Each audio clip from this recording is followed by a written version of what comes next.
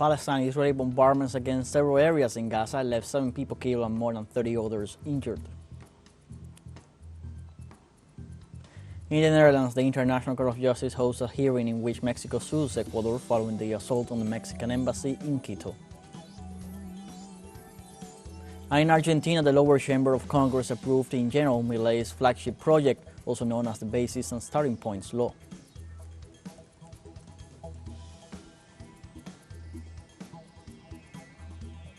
Hello, welcome from the South. I'm Luis Alberto Matos from the teleSUR studios in Havana, Cuba.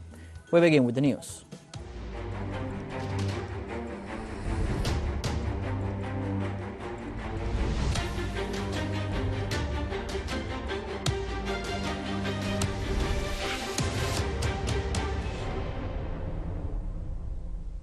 In Palestine on Tuesday, at least 7 people were killed and more than 30 locals were wounded after Israeli bombardments against several areas in the Gaza Strip. In this way, the Israeli occupation army fired shells at the refugee camps of Nuseirat, Bureij and Al-Maghazi. On the other hand, the Palestinian authorities informed that in the last hours, the rescue teams recovered the bodies of 6 citizens from the Al-Amal neighborhood west of the town, victims of the Zionist occupation army. Since the beginning of the aggressions against the Gaza Strip by Israel, more than 34,000 Palestinians have been killed, while approximately 77,000 have been seriously injured.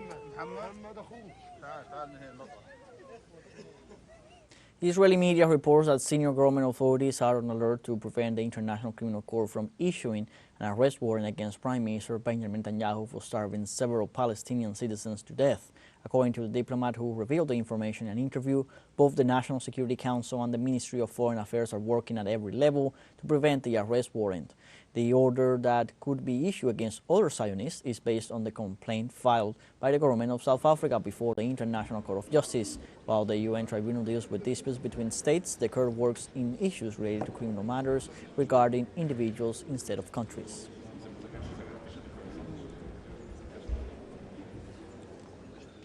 Police in Paris cleared dozens of demonstrators in a courtyard at the Sorbonne University who were protesting against the war in Gaza. The demonstration took place 3 days after protests at the capital's elite science PO University and came in the wake of rallies in campuses across the United States against the conflict. The students entered the university campus chanting "Free Palestine" before the police forces intervened the mobilization. According to local media, the students' rally moved to the street in front of the university, where the number of demonstrators increased despite the police repression. The students raised their Palestinian flag in front of the university, denouncing the Israeli occupation in the Gaza Strip.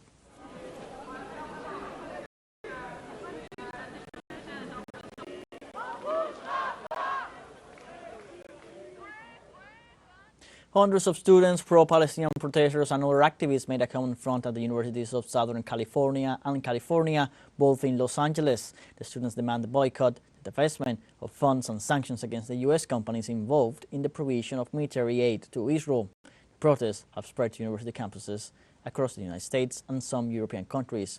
Our collaborator Luis Gutierrez with the details. They have been protesting against Israel's genocide of the Gaza population for 4 days, responding to the call initiated by Columbia University in New York City. They urge their universities to join the boycott and divestment movement. Divest from Israel, from the Israeli apartheid regime committing this genocide, and divest from the military-industrial complex, from war profiteers that are providing the weapons needed to continue this genocide. In California, demonstrations against U.S. policy in Gaza escalated on Wednesday when police made mass arrests, detained over 90 activists, and fired rubber bullets, injuring 2 of them. Everything was peaceful until they arrived and they escalated. There's children, there's dogs, there's family, there's education, there's yoga. We were learning and we were building community space, and it was not until the university called DPS to respond to us that things escalated solely because of violence on their end. And this violence just goes to show this institution is just an academic arm of the militarized police state that is the U.S. Right, the U.S. government gives billions of dollars to Israel in both like literal money as well as arms transfers, weapons transfers, and other kinds of security aid. And the university has billions of dollars in its endowment that are invested in corporations that sell weapons to Israel, that produce those weapons, design those weapons, maintain the technology of the occupation. Recently, the US Congress approved an economic support package of $26 billion for Israel. These camps are a part of a growing movement against the complicity of many institutions in the war against Gaza.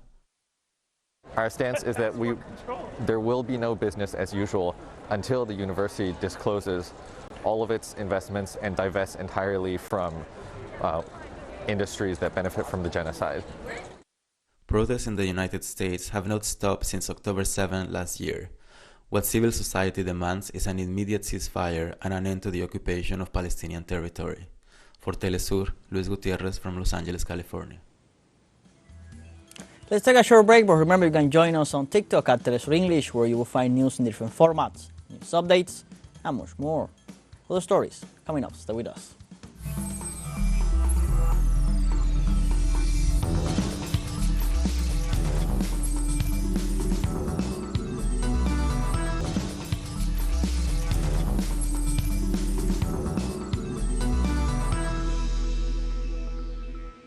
Welcome back. The International Court of Justice hosts on Tuesday in the Netherlands a hearing in which Mexico sues Ecuador following the assault on the Mexican embassy in Quito on April 5th. In this sense, the Mexican delegation presents a proposal for precautionary measures against the Ecuadorian government after the acts in violation of international law, in which Ecuadorian agents assaulted the Mexican diplomatic compound to kidnap and detain the Vice President Jorge Glass. In this regard, Mexico requests Ecuador to take measures to guarantee the full protection and security of the diplomatic premises. For its part, Ecuador sued Mexico before the ICJ for illegally granting political asylum to the former president, considering that the northern country does not comply with the norms of political and diplomatic asylum and anti-corruption conventions.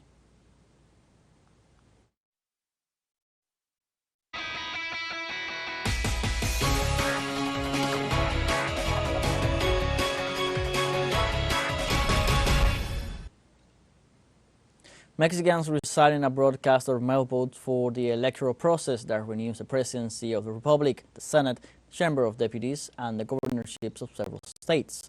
The National Electoral Institute sent the boxes on April 23rd for 20,964 voters. The largest number of votes is expected from the United States, with 137,938 voters. According to the Electoral Institute, 208,352 Mexicans residing abroad registered for these elections. Online voting will begin on May 18th.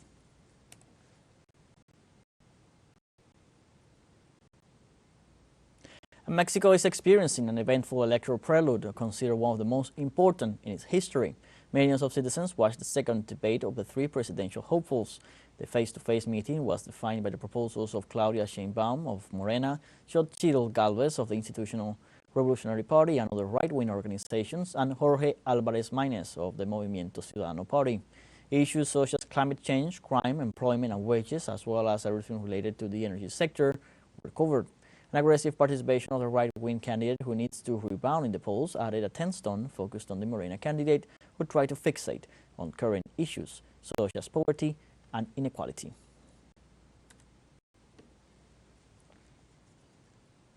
The Mexican presidential candidate Jorge Alvarez Maínez is a 38-year-old Mexican internationalist and politician and a member of the Citizens Movement Party.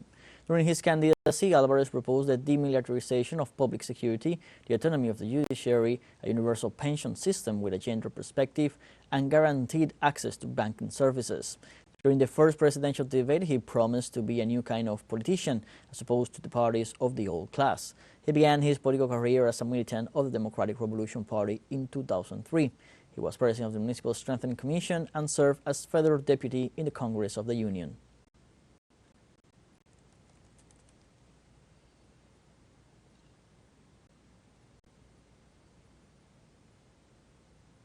The Venezuelan Attorney General's office revealed links between far-right wing and PDVSA crypto corruption case.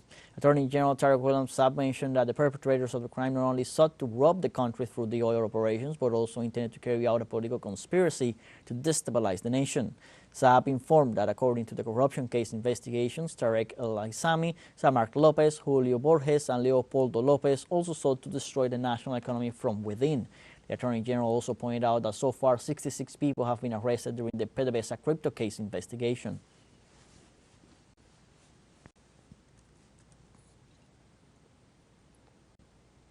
In Venezuela, General Attorney Tarek William Saab presented the names of the key subjects involved in the PDVSA crypto corruption case. The subjects that appear involved, and I will give them in sequence, in this unfortunate political conspiracy linked to the corruption of Venezuela crypto. In the first place is the head of this mafia, Tarek El-Aissami, as the political boss of this criminal gang. In second place comes the one he launched as an intermediary, as a kind of link to be his representative, and there we will find Samark Lopez as this link.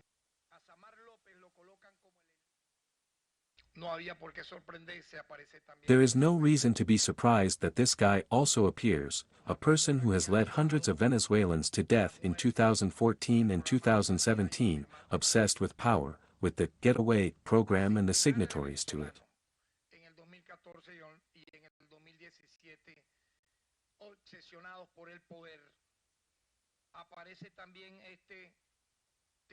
And this sad character, Carlos Alcaraz, also appears. These two were said to be enemies.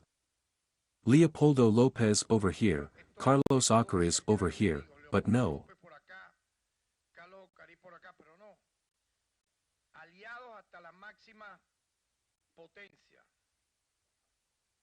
They are allies to the maximum extent.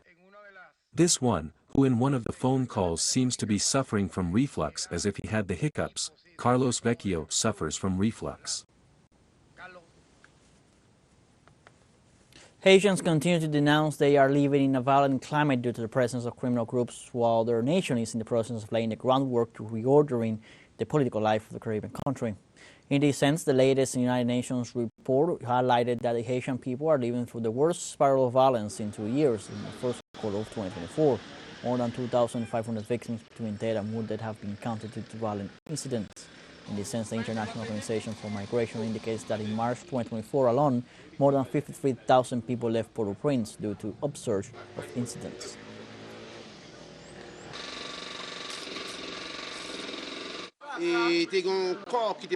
Armed individuals roamed the neighborhood and intimidated residents with sporadic gunfire. As residents of the area, we cannot allow the neighborhood to drift. We decided to erect barriers to protect ourselves from the invasion of criminal groups. The area is on high alert, as it represents a fairly accessible route for criminal activity. We are constantly on alert. As soon as we are informed of the presence of invaders, we feel threatened. In Cuba, the Second Congress on the need for a new international economic order began in Havana, a space to address issues related to problems that hinder development and world peace. Distinguished economists, academics, experts, and politicians from around the world meet to discuss issues arising from an unbalanced economic, political, scientific, technological, and military international order. The event allows for the promotion of strategies for the Global South to make sovereign decisions. The meeting coincides with the 50th anniversary of the establishment of a new international economic order approved by the UN General Assembly on May 1st, 1974.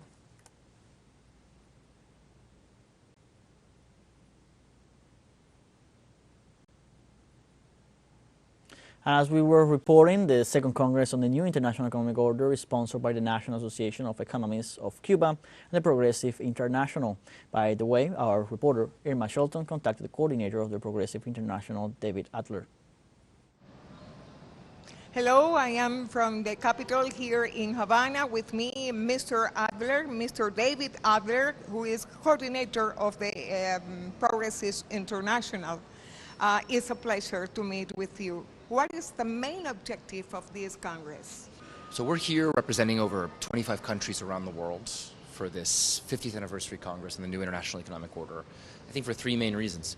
One reason is to commemorate what was and the legacy of this NIEO, this moment in time when the Third World really spoke out and developed a very clear program and made significant advances towards building a kind of collective power and voice for the South and the Third World.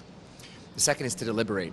We have some of the greatest minds and bureaucrats and representatives here in the Congress, and we're hoping to use this time wisely to develop concrete proposals that can be taken home by every delegate to the place where they live and work to bring to life.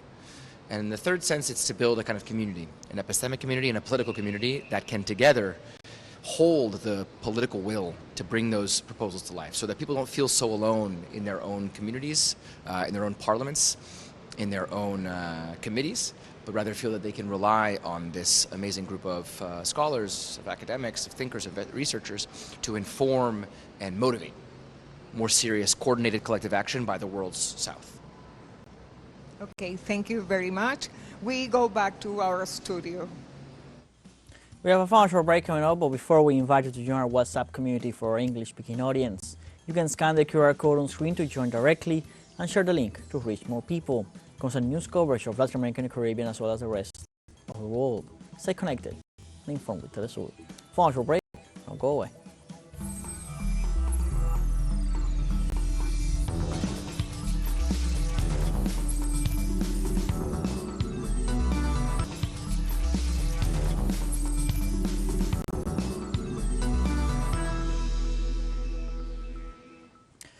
Welcome back. We now go live to Argentina. The lower chamber of Congress approved in general Milei's flagship project, also known as the Basis and Starting Points Law. The law, which includes some of the government's main proposals for his term in office, was approved in general with 142 positive votes, 105 negative votes, and 5 abstentions. The lawmakers continued the debate of the bill chapter by chapter to vote on each of the main topics of the law, which include the privatization of state enterprises and the granting of extraordinary powers to President Milei. Later on Tuesday, the Congress will also vote on the government's tax package.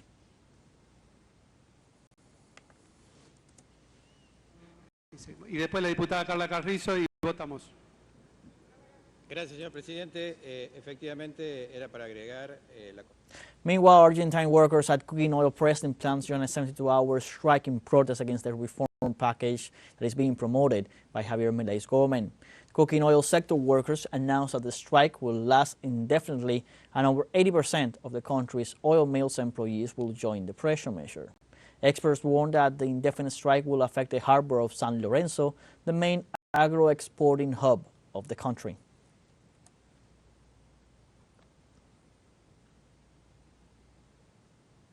In this context, the oil workers are taking pressure measures against the government's proposals, which in their opinion violates all labor regulations.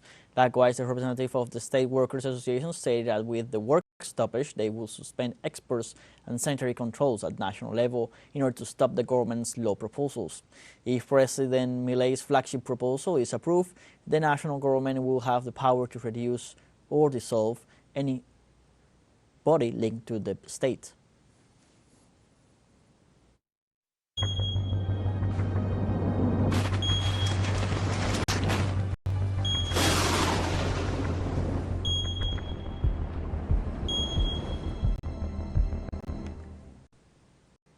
In western Kenya, the old Kijabe Dam collapsed early Monday, killing at least 40 people after a wall of water swept through houses and cut off a major road.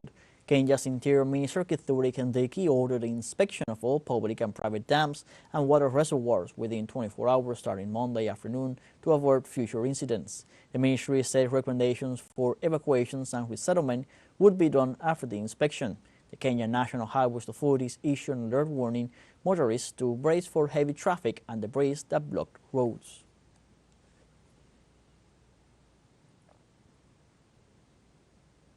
Kenya government spokesman Isaac Wara said in a statement that 103 people have died due to flooding across the country. Official reports also confirmed that linked to heavy rains hitting the country since March, 37,500 households have been affected, 42 people are missing, and in the midst of difficult economic situation in many regions, nearly 5,700 heads of cattle have been lost. It is worth noting that Kenya, along with other nations like Tanzania, has been hit for weeks by torrential rains as a result of the weather phenomenon known as El Niño.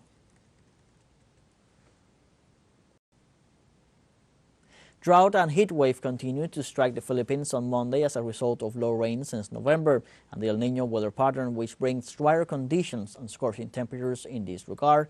Joey Villarama, spokesman for the government, referred to damage to the agricultural sector.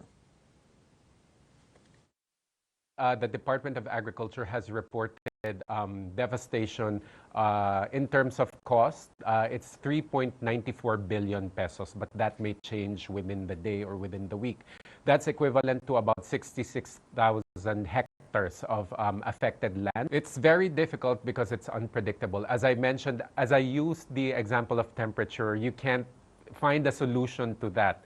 Obviously, if a surface water source, if a dam dries up, you can create artificial rain, but that will not be sufficient to bring back the level of water in the surface water and the dam to sufficient levels. So that's a great challenge. That's why we're hoping that El Niño continues to weaken, to dissipate, and hopefully by the end of May, we as a country can say, and we can come out of this and say that we weathered the worst of El Niño. The International Olympic Committee confirmed Palestine participation in the Paris 2024 Olympic Games. The president of the Olympic Committee, Thomas Bach, assured that Palestinian athletes will take part in the Olympics either by their own merits or by invitation. Bach estimates that there will be between 6 and 8 competitors from that nation. The system of Olympic invitations is not reserved for the Palestinians, but for any National Olympic Committee that does not manage to qualify athletes, in virtue of the Olympic universality to bring together all nations beyond the sporting elite.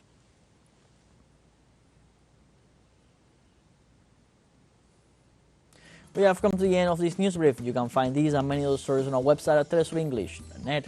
So join us on social media, Facebook, X, Instagram, Telegram, and TikTok. For TeleSUR English, I'm Luis Alberto Matos. Thank you for watching.